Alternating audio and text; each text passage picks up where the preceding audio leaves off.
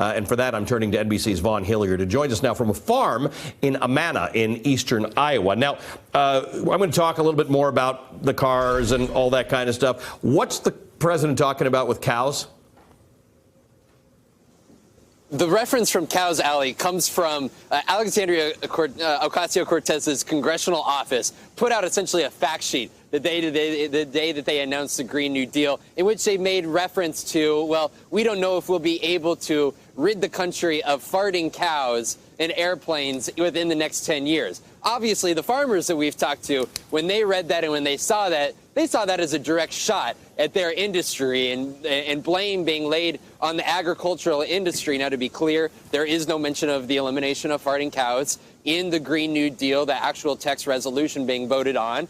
But when you talk to folks on the ground, there's a certain extent a defensiveness, because they say that they view themselves as being very keen on sustainability. That's why they've had their farming operations for generations. They say they understand in order to grow good corn, soybeans, or cattle that is of high protein, you need to have good nutrition. I want to introduce you to one of those individuals we talked to, Brandy Fabros. She's actually down in Kansas. We were just down there the other day with her. And I wanted to let you hear when we asked her what she thought about the Green New Deal.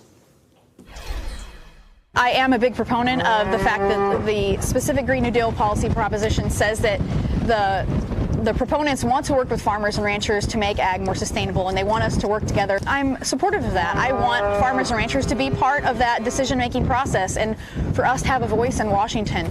Now, there's about 8% of greenhouse gas emissions here in the United States are about 8% come from agricultural industry. So the question is, how, if there is the opportunity to do it, how do you cut it back even more? Well, you can't really stop the belching or the farting of cows, Allie. You can take a look specifically over at these manure lagoons, essentially where when you've got the cows, when they go poop, oftentimes they are put into lagoons, which emit a great amount of methane. So I want to introduce you here to an operation here in Amana, Iowa. It's one of 3 of these where essentially you've got these feedlots here. They do their business. It actually goes underneath some slats, and then there's a pump that takes you over this way. That pump goes over here into those buildings, which is a digester.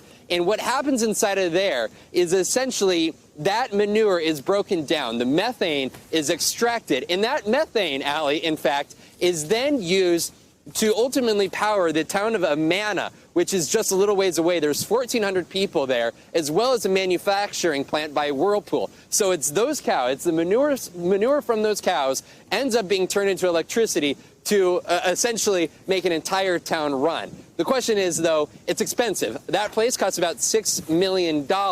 That's why there's only 3 of them here. So if we're talking about the Green New Deal and the opportunities that present themselves, it's going to cost a little bit of money, but there are opportunities. And when you talk to folks, farmers, they want to be a part of it.